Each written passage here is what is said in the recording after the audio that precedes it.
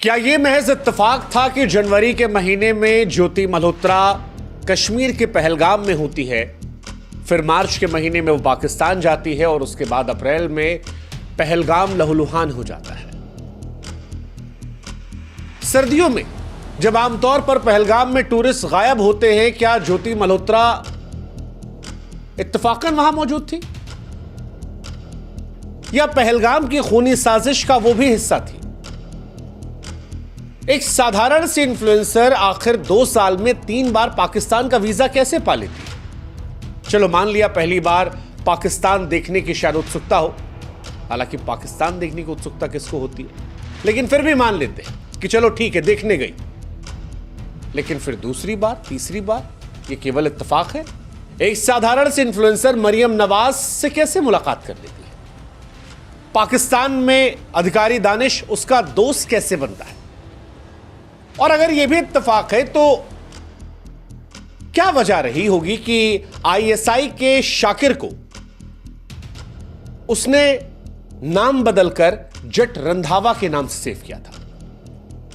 क्या पहलगाम की खूनी साजिश का वो पूरी तरह से हिस्सा थी या सिर्फ गलत वक्त पर गलत जगह मौजूद थी? ज्योति मल्होत्रा को फिलहाल पुलिस ने पकड़ रखा है, सुरक्षा एजेंसियां भी उससे पूछताछ कर रही हैं, लेकिन जितने कड़ियां और जितने इत्तेफाक आ रहे हैं वो सवाल पूछ रहे हैं क्या ये सब इत्तेफाक है या ये इत्तेफाक जो इशारा कर रहे हैं कि नहीं, पहलगाम नरसंहार में क्या आतंकवादियों को रास्ता दिखाया गया हो सकता है या ये मदर ऑफ कोइंसिडेंस है? सवाल यह भी कि क्या वो पैसों के लिए बिकी, प्यार में फंसी, या दोनों? वैसे पिछले वीडियो में आप में से कई लोग लिख रहे थे कि इन्फ्लुएंसर जो है वो कैसे गद्दारी कर सकता है, उसके पास क्या जानकारी होगी। यह सवाल जो है बीते 24 घंटे में बहुत सारे लोगों के मन में है, क्योंकि ज्योति मल्होत्रा की तस्वीरें, ज्योति मल्होत्रा की लाइफस्टाइल देखकर लोग ये तो जान गए हैं कि 3-3.5 लाख फॉलोअर लेकर भी ये लड़की हिंदुस्तान से लेकर चाइना, भारत के तमाम सेंसिटिव इलाकों में, विदेश में मौज काटते, पाकिस्तान के अंदर घूमते टहलते मजा लेते नजर तो आ रही है। जुगाड़ तगड़ा है, लेकिन कैसे गद्दारी कर सकती, क्या गद्दारी कर सकती है? यह सवाल बहुत सारे लोगों के मन में है। और जब पहलगाम वाला सवाल आया तो यह भी सवाल है क्या पहलगाम की हिंसा में उसका भी हाथ है? इन दोनों सवाल का जवाब आज इस वीडियो में हम आपको देंगे। अब सवाल यह है कि ज्योति ने सर्दियों में पहलगाम को क्यों चुना? क्योंकि पहलगाम में ज्यादातर लोग जाते हैं, वो जाते हैं मार्च के महीने से लेकर जून जुलाई तक। अगर आपको लग रहा हो कि ये सही नहीं है तो आपके मोबाइल में भी गूगल होगा, चैट जीपीटी होगा, वहां जाकर टाइप कर दीजिए कि पहलगाम में लोग सबसे ज्यादा कब जाते हैं, आपको जवाब मिल जाएगा। लेकिन ये लड़की दिसंबर और जनवरी के महीने में कश्मीर पहलगाम में थी।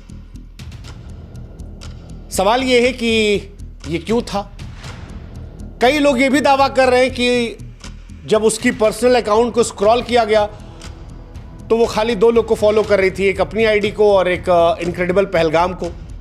ये दावा है, लेकिन एक चीज जो दावा नहीं है वो ये है कि उसकी प्रोफाइल पाकिस्तान से भरी थी। उसके मोबाइल में आईएसआई के अधिकारियों का नंबर मिला है बदले हुए नामों से। पाकिस्तान में उसके मित्र थे। वो लड़की जो हरियाणा के मुख्यमंत्री से मुलाकात नहीं कर पाई, वो पंजाब की पहली महिला मुख्यमंत्री के साथ खड़ी थी और उन्हीं की तरह बढ़िया माथे पे लगा के बिल्कुल मेलजोल चल रहा था। ये सारी बातें सच है। पाकिस्तान में उसका वीवीआईपी स्वागत हो रहा था। वो चाइना गई थी, वो भारत के हर सेंसिटिव इलाकों में गई है, वो बांग्लादेश भी घूम के आई है। ये सारी बातें आ रही है। और अगर उसे घूमने का शौक था तो फिर दुनिया में और भी इलाके थे, लेकिन वो इलाके जो सेंसिटिव है और बाद में जो लव जिहाद या रिश्ते वाली बात आ रही है जिसमें अय्याशी का जिक्र चल रहा है, बाली में जिसकी खबरें चल रही है, उधर हम नहीं जाएंगे। लेकिन ज्योति मल्होत्रा ने दिसंबर 2024 और जनवरी 2025 को पहलगाम का दौरा किया था। सर्दियों की वजह से वहां लोग गायब होते हैं और उसके बाद अप्रैल में ये पूरी घटनाक्रम हुई जिससे पूरा देश, दुनिया सहम गई थी। अब सवाल यह कि संयोग है, साजिश है, यह बहुत बड़ी बात है और यहीं से सारा सवाल शुरू हो रहा है, क्योंकि पहलगाम में लोग नहीं जाते।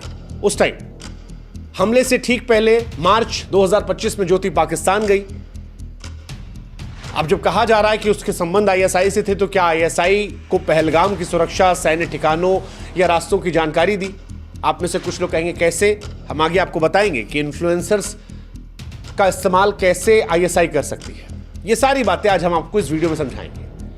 लेकिन कुल मिलाकर कहानी यही है कि पाकिस्तान और पहलगाम, ये दोनों का साथ आना शक की आग में घी को डालते हैं, और इसी वजह से जांच एजेंसियां जो हैं उसके मोबाइल, लैपटॉप, उसके रिश्तों सबको खंगाल रही है।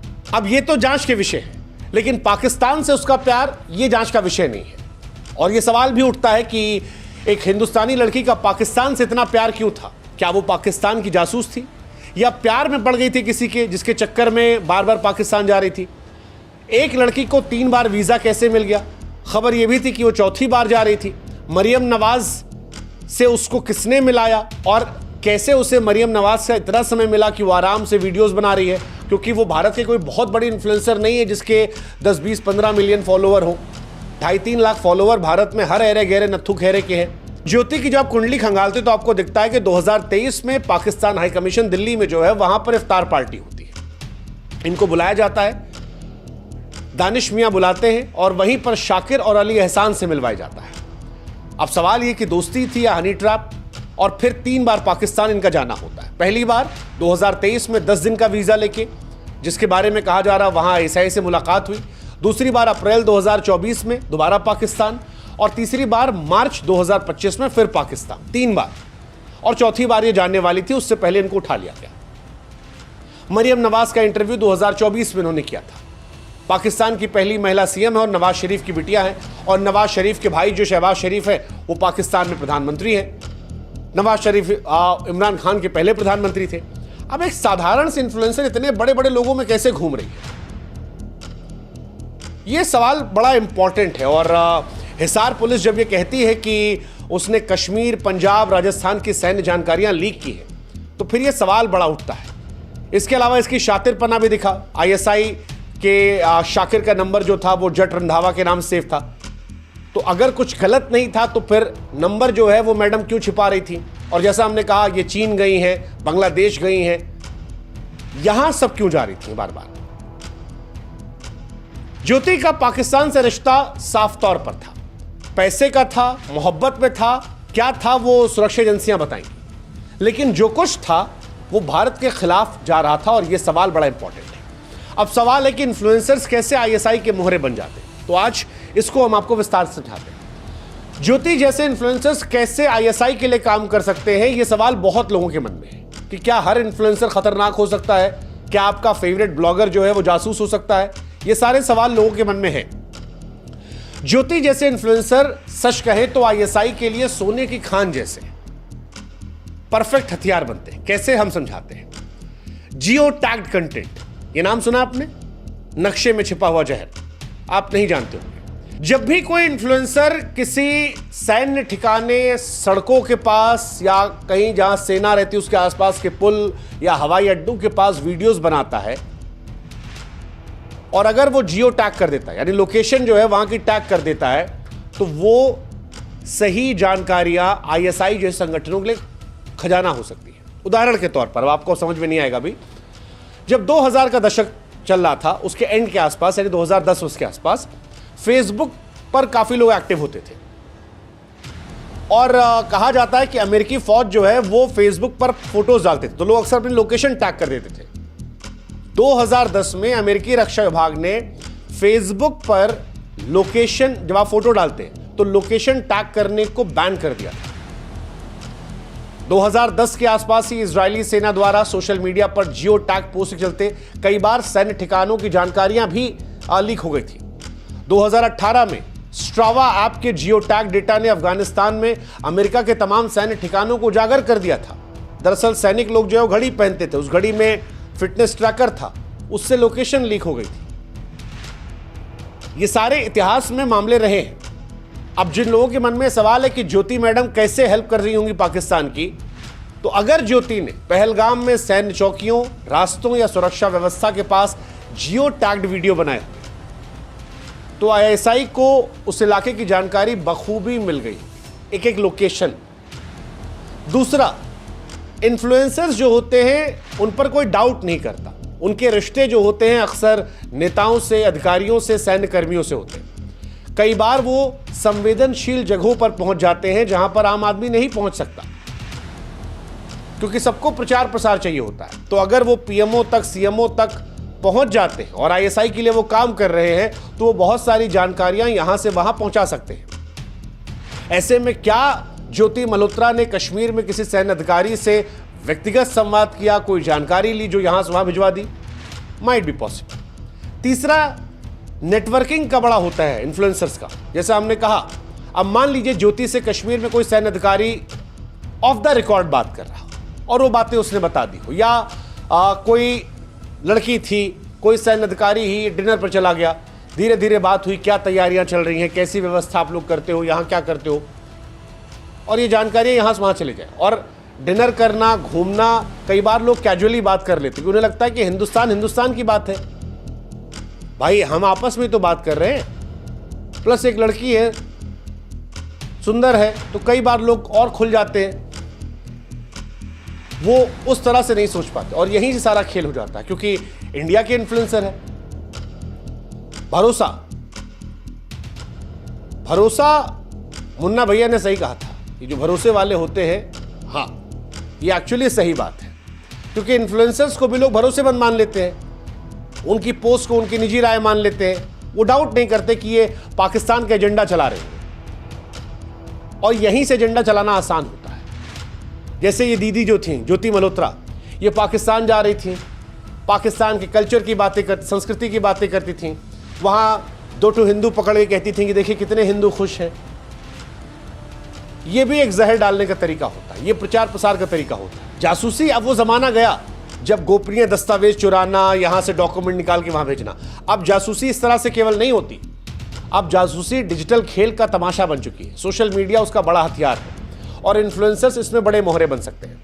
लोग उन पर भरोसा करते हैं, कोई भी जानकारी वो ऐसी शेयर कर दें जो खतरा पैदा हो सकती है। जैसा हमने कहा भी आपको जियो टैग वाला, कि मैं यहाँ वीडियो बना रहा हूँ कि देखिए जी यहाँ पर कितना बढ़िया पुल है, ये है, वो है, वादियाँ हैं, और ये देखिए हमारी सेना काम कर रही है, सेना यहाँ बैठे, कैसे है सर आप, बढ़िया हैं, अच्छे हैं, इतनी सी जानकारी मैं बना दूँ ऐसे। उस जगह की लोकेशन जो है अगर मैंने टैग करके डाल दिया है, तो पाकिस्तान को समझ में आ जाएगा कि भाई साहब इस जगह पर फौजी बैठा है, एग्जैक्ट लोकेशन यहाँ पर। अब सवाल यह है कि ज्योति क्योंकि खुलकर आ गया कि वो पाकिस्तान के लिए काम कर रही थी, तो कैसे इन्फ्लुएंसर्स फंसते हैं? 4-5 तरीका है। एक है हनी ट्रैप का, जिससे इस वाले मामले में दानिश का नाम आ रहा है कि प्यार मोहब्बत या दोस्ती का जाल बिछाकर पटा लो, उसके बाद धीरे धीरे उनको बिना समझ में काम करवाते हो। दूसरा पैसा बड़ा इंपॉर्टेंट है, क्योंकि भारत में कई सारे इन्फ्लुएंसर्स हैं जिनके यूट्यूब पर 2 मिलियन, 1 मिलियन, 3 मिलियन फॉलोअर होंगे, और आप देखेंगे कि उनका पैसा कौड़ी नहीं है। यूट्यूब पे मिलियन फॉलोअर होने से पैसा नहीं आता, और ज्योति के भी ऐसा नहीं, बहुत सारे व्यूज आते थे। 3 लाख फॉलोअर यहाँ, 1 लाख इंस्टाग्राम पे, इतना भारत में मैंने कहा हर अरे गहरे नत्थु खैरे इन्फ्लुएंसर के पास है। लेकिन दीदी की अगर लाइफस्टाइल देखेंगे आप, तो दीदी की लाइफस्टाइल बड़ी ज़बरदस्त है।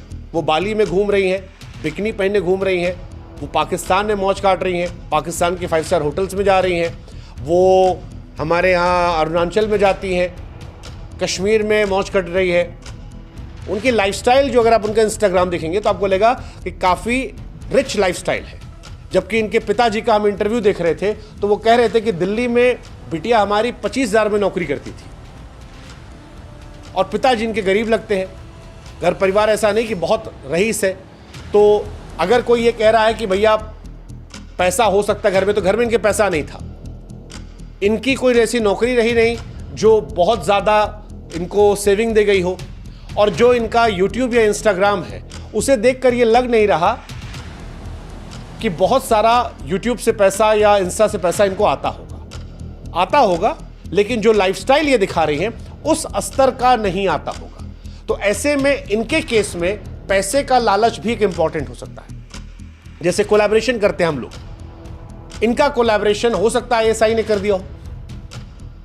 इनकी लाइफस्टाइल की फोटोज देखिएगा आप, अगर आपने इनका अकाउंट स्टॉक किया है तो आप जो हम कहना चाह रहे हैं वो समझ जाएंगे। और आखिरी वजह होती है इन्फ्लुएंसर्स को पकड़ने की दबाव, ब्लैकमेल, धमकी, कि आपकी कोई चीज़ पकड़ ली गई, कोई चीज़ जिससे आपसे ब्लैकमेल कर सकते हैं। तो हो सकता है कि जो मोहतरमा है ये पैसे के चक्कर में, प्यार के चक्कर में फंस गई और उसके बाद देश के साथ गद्दारी कर दी। लेकिन सवाल फिर वही है, पहलगाम वाली, मतलब गद्दारी तो चलो इनकी एक्सपोज हुई, और ये एक्सपोज इसलिए हुई क्योंकि पहलगाम में घटना हुई, सरकार ने आंख नाक कान खोली। लेकिन क्या पहलगाम में इनकी भी भूमिका थी? क्योंकि दीदी का वीडियो तो हम देख रहे थे कि जी सरकार ने गलत किया है, हमने गलत किया है, आवाज ये उठा रही थी। लेकिन कोई चोर दुनिया का थोड़ी ना कहता कि हम चोरी किए हैं, और ये तो घोषित चोर हो गई हैं। अब तो इन पे इफ बट डाउट है ही नहीं। सरकार, कानून प्रशासन ने पहले कहा है कि इन्होंने जानकारियां ट्रांसफर की, पुलिस प्रशासन ने कहा कि इन पर हमने नज़र रखी थी, सबूत मिले उसके बाद उठाया गया। ये कहा गया कि दीदी जो है वो पाकिस्तान के आईएसआई के नाम बदल के रख रही थी। तो ये तो सब खुला खेल फर्रुखाबादी है। ऐसे में इन पर डाउट, जैसा मैंने कहा कि ये शक की आग में और ज़्यादा घी डाल रहा है। और अगर ऐसा होता है तो यार ये बड़ा दुर्भाग्यपूर्ण होगा कि भारत के लोगों की वजह से पहलगाम में वो घटना हो। ये बहुत दुर्भाग्यपूर्ण होगा। अब फिलहाल इनका भविष्य क्या है, कितनी सजा होगी, या क्या जल्दी छूट जाएंगी? तो इनके खिलाफ जिस धाराओं में केस दर्ज हुआ वो बहुत गहरी धारा, और इसीलिए हम कह रहे हैं खुला खेल फर्रुखाबादी। धारा 152 देशद्रोह और राष्ट्रीय सुरक्षा के खिलाफ अपराध, ये केस दर्ज हुआ है। आधिकारिक गोपनीयता अधिनियम 1923 धारा 345 जासूसी और गोपनीय जानकारियां लीक करना, ये इन पर धाराएं हैं जो बड़ी सख्त धाराएं हैं। 3 साल मिनिमम और उम्र कैद तक की सजा हो सकती है। इनका लैपटॉप, इनका फोन जब्त कर लिया गया है। इनके पैसे की जांच की जा रही है। जो निकलेगा, पैसा देखना है कि इन्होंने पैसे कैसे खेला। हालांकि ये स्मार्ट तो है, क्या पैसा इन्होंने लिया है अकाउंट में, या जो इनको दे रहा था वो अकाउंट में क्यों देगा, और भी बहुत सारे तरीके होंगे। अब आई एम श्योर जब एनआईए इन्वॉल्व होगी तो और सारे सबूत खंगालेगी कहाँ से पैसा आया, क्या आया, क्योंकि इनका बैकग्राउंड बड़ा स्ट्रांग नहीं है। अब सवाल है कि जल्दी रिहाई, सबूतों की ताकत जांच पर निर्भर है। अगर पहलगाम से थोड़ा भी लिंक साबित हो गया इनका, तो दीदी की जिंदगी जो है वो जेल में कट जाएगी, पूरी जिंदगी। लोग बड़े नाराज हैं, लोग कह रहे हैं कोई ऐसी सजा दो कि देशद्रोह करने को हिम्मत ना करे। हालांकि अंत में हम एक सवाल छोड़ जाते हैं आप लोगों के लिए, क्योंकि अब दीदी का पूरा चैप्टर जो है वो खुला खेल है। ये देशद्रोह का मामला है, आतंक का नया चेहरा ये भी है, गद्दार है या गुमराह है, पैसा कौड़ी के लिए बहक गई। लेकिन पैसा कौड़ी के लिए बहक कर भी गद्दारी तो गद्दारी। इनके वीडियो पाकिस्तान में चमक रहे थे, लाहौर से इनको मोहब्बत थी, कराची से मोहब्बत थी, पाकिस्तान से मोहब्बत थी, भारत की सुरक्षा दांव पर थी। क्या जानबूझकर ये आईएसआई की जासूस बनी, पैसे प्यार के चक्कर में गई? सबसे बड़ा सवाल, आपको क्या लगता है? हमने आपको सारे पहलू बताए, अब इनको सुनने के बाद आपको क्या लगता है? क्या पहलगाम हमले की एक कड़ी थी, या वो जो हमने शुरू में कहा था कि गलत वक्त पर गलत जगह थी? खैर जो भी है, आज ज्योति मल्होत्रा की कहानी एक चेतावनी तो है कि सोशल मीडिया पर दिखने वाला हर चेहरा भरोसेमंद नहीं होता। अब आप भी अपने फेवरेट इन्फ्लुएंसर पर, फेवरेट एंकर पर, फेवरेट लोगों पर, फेवरेट एक्टर पर, हम तो एक्टर भी कह रहे हैं, हमको तो लगता है वो जो सरफरोश पिक्चर में दिखाया गया था वो भी सही था। भाई साहब, हो सकता है यार ये क्रॉस बॉर्डर जो ये गाना बजाना चलता है, इसकी आड़ में भी टेररिज्म होता हो, जानकारी आती हो। उनके तो और अच्छे दोस्त होते हैं जो गाने बजाने वाले आते हैं, हर बड़ा आदमी उनसे मिलना चाहता है। ये सब सेंसिटिव चीज़ें हैं, ये सब फिलहाल तो बंद होना चाहिए, तो वॉर चल रहा है। लेकिन आखिरी सवाल हम आप पर छोड़ दे रहे हैं कि ज्योति मल्होत्रा गद्दार लग रही हैं आपको, लालची ब्लॉगर लग रही हैं, या लव जिहाद के चक्कर में फंसी हुई लड़की जिसे दबाव में इस्तेमाल कर लिया गया, या नहीं एक शातिर लड़की जो गद्दार भी थी और पहलगाम की जिम्मेदार भी थी? आप भी जवाब दीजिए, हम आपको भी सुन रहे हैं, पढ़ रहे हैं, बताइए।